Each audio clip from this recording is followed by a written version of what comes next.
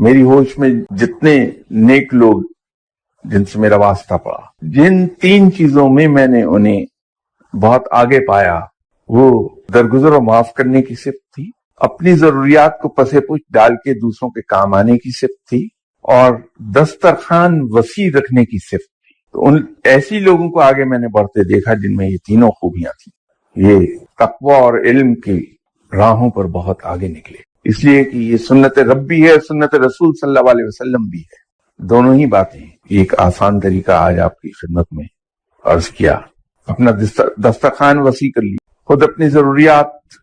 روک کر دوسروں کے کام آ جائیے، اور تیسرا گزر اور معاف کرنے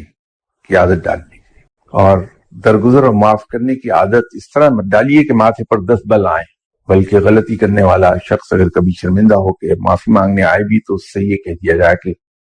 اب میاں تم نے تو کبھی کچھ کیا ہی نہیں، مجھے تو یاد نہیں کہ تم نے کوئی قصور کیا ہو،